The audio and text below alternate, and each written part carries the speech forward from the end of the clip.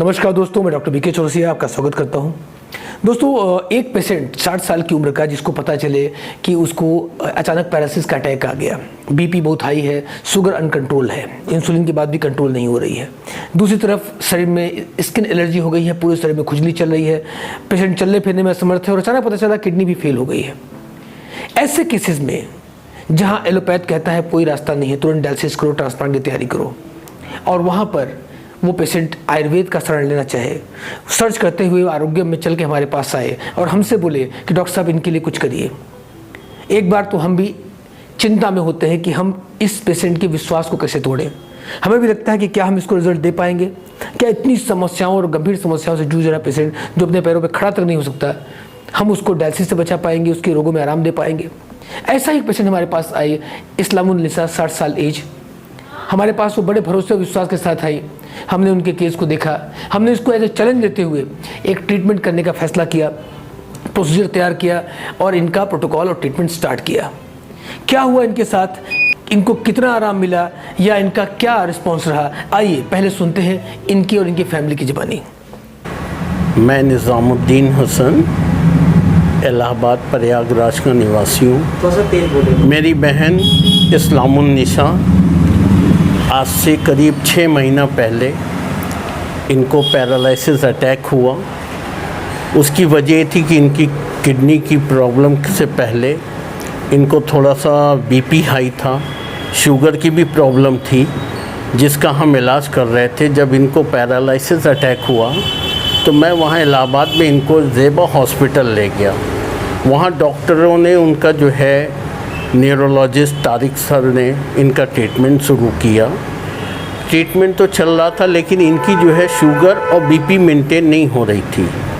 फिर भी इनको पैरालिसिस में इनको काफ़ी कुछ जो है, एक हिस्सा पूरा राइट साइड इनका जो है इफ़ेक्ट हुआ। उसके बाद फिर उनकी दवा चलने से थोड़ा कुछ रिलीफ हुआ पैरालिसिस में।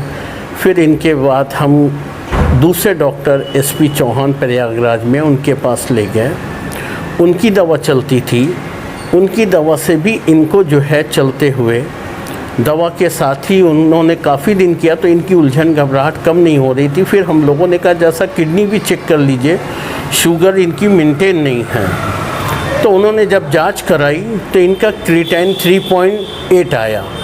उन्होंने फ़ौरन हमको ऑप्शन दिया कि आप फ़ौरन जो है किडनी के डॉक्टर से मिल लीजिए।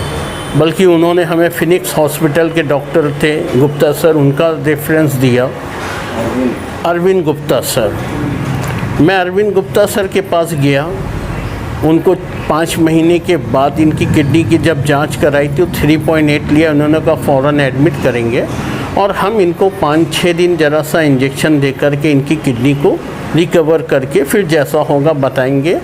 लेकिन वहाँ जब मैंने एडमिट किया, ये हमारी बहन इस्लामुन्निसा, इनकी उम्र करीब 60 साल की है, और इनको जब मैं हॉस्पिटल ले गया था तो वहाँ इनकी कंडीशन ये थी कि 3.8 क्रिएटिनिन था, सीरम यूरिया भी बढ़ा था। लेकिन विदिन 14-15 घंटे के अंदर ही उन्होंने जो है जांच कराई, फिर इंजेक्शन दिया तो क्रिएटिनिन 8 पॉइंट समथिंग आ गया। उसके बाद हमसे कहा कि फ़ौरन आप डायलिसिस करें। हमने कहा भाई आपने तो जो इंजेक्शन दिया तो हमारा 3.8 से कम होना चाहिए, लेकिन हमारी बहन को क्रिएटिनिन ऐसे कैसे बढ़ गया? अभी तो 24 घंटे भी नहीं हुए, आपके इंजेक्शन से तो हमारे पैरालिसिस तो है ही है, इसका कुछ इन्होंने इलाज नहीं हुआ। दूसरा, उस टाइम हमारी बहन का एक हिस्सा तो वो था, पैर भी पूरा सुन। अब मैं तो डायलिसिस तो नहीं कराना चाहता था, तो फिर मैं देख रहा था, सर्च किया, वहाँ पे एक साहब ने बोला गोरखपुर में आर्यन हॉस्पिटल है, SP पांडे सर ऐसे हैं कोई। इसी बीच हम देख रहे थे, क्योंकि हमें तो ये था पहले इनको डायलिसिस नहीं कराएंगे, आयुर्वेदा में देखते क्या है। तो फिर देखते देखते मुझे ये BK आयुर्वेद हमें दिखा। फिर हमने इसको सर्च किया डायरेक्ट, विदाउट किसी के उनको हमें नहीं, YouTube पे मैंने सर्च किया तो मैं इसको देखा। फिर देखने के बाद मुझे ये लगा कि इलाहाबाद से हमारा गोरखपुर तो दूर भी है, वहाँ का हमें हॉस्पिटल कुछ टीम कुछ नहीं दिखी, लेकिन BK आयुर्वेदा की पूरी मैंने सर्च किया तो पूरी टीम, हॉस्पिटल, सब कुछ मुझे दिखा। तो मैं कुछ लगा कि यहाँ चलूँ, मालिक का नाम लेकर मैं यहाँ आया। आज से 10 दिन पहले ये मेरी बहन इस्लामुन्निसा जब एडमिट होने आई थी तो इनकी सिस्टम भूख भी नहीं लगती थी, पेशाब भी सही नहीं होता था, खून भी होता था, क्रिएटिनिन 8.8 था और इनके एक पैर पूरे सुन्न थे पैरालिसिस के, उससे हाथ नहीं उठता था इतना, काफ़ी क्रिटिकल पोजीशन में मैं आया था। आप सोच रहे होंगे शायद कि मैं बीके आयुर्वेदा की तरफ से या कुछ बोल रहा हूँ, लेकिन आपको मैं अल्लाह को हाजिर नाजिर करके कह रहा हूँ, ये मेरी बहन, मैं जो इलाज कराने आया, जिस टाइम इन्होंने हमसे पेमेंट की भी बात थी, लेकिन मैं सोचा, लेकिन अल्लाह का नाम लेके हुआ। आज 10 दिन के अंदर इन्होंने हमसे कहा था मैं 1.5 क्रिएटिनिन दूंगा, तो मुझे यकीन नहीं था, और कहा ये चल के जाएंगी, मुझे यकीन नहीं था। मैं सोचा चलिए 10 दिन का ट्रीटमेंट करता हूँ, डायलिसिस से अच्छा मेरे पास कोई ऑप्शन नहीं था।